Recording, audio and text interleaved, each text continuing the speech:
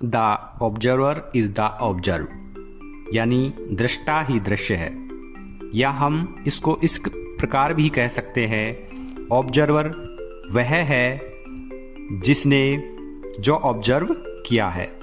दोस्तों, अब सुनने में ये कितना अजीब लगता है कि जिसने किसी को भी देखा वह वो कैसे हो सकता है, यानी आपने एक पेड़ को देखा तो क्या आप एक पेड़ हो गए। जे कृष्णमूर्ति ने अपनी किताब फ्रीडम फ्रॉम द नॉन में खुद ने ये बात स्वीकारी है कि यह टॉपिक थोड़ा जटिल और सूक्ष्म है। अगर हम इसे स्टेप बाय स्टेप समझेंगे तो हम इसको आसानी से समझ पाएंगे। हम अब इसकी और गहराई में चलते हैं और एक प्राचीन काल में चीन में की जाने वाली चित्रकारिता से इसको समझने का प्रयास करते हैं। प्राचीन काल में चीन में चित्रकार चित्र बनाने के लिए एक अद्भुत प्रयोग से गुजरते थे। मान लीजिए किसी चित्रकार को एक पेड़ का चित्र बनाना है तो वह सबसे पहले एक पेड़ के सामने जाकर बैठेगा और वह दिनों, महीनों, वर्षों तक वह तब तक बैठा रहेगा जब तक वह खुद पेड़ नहीं हो जाता।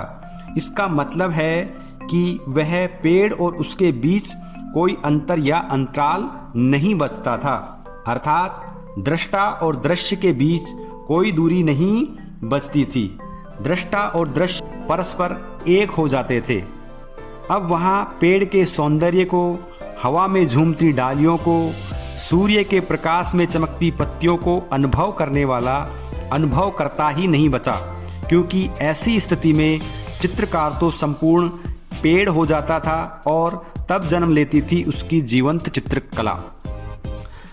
जब ऑब्जर्वर दृष्टा यह समझ लेता है कि जिस चीज पर वह अपनी सारी एनर्जी लगा रहा है वह चीज तो वह खुद ही है, तो तुरंत ही ऑब्जर्वर और उसके द्वारा बनाई गई अपनी इमेज के बीच का संघर्ष है, कॉन्फ्लिक्ट है, समाप्त हो जाता है। अगर इसको और भी आसान शब्दों में समझें, ऑब्जर्वर यदि क्रोध में है, भय में है, ईर्ष्या में है, लोभ में है, तो ये सारी इमेज जो उसने बनाई हैं वो खत्म हो जाती हैं, क्योंकि अब वह खुद ही क्रोध हो गया है, खुद ही भय हो गया है, खुद ही ईर्ष्या हो गया है।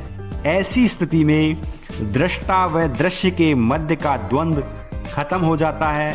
तब वह खुद वही है, अब वह उससे अलग नहीं है, तो उसकी पसंद और नापसंद विदा हो जाती है। इस तरह सारा तनाव और संघर्ष भी खत्म हो जाता है।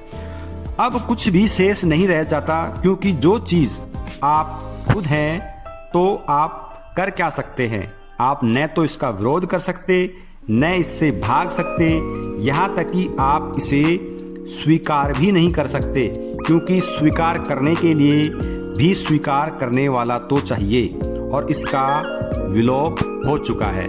तो दोस्तों, ये वीडियो अगर आपको अच्छा लगा है तो इसको लाइक करें, शेयर करें। Thank you.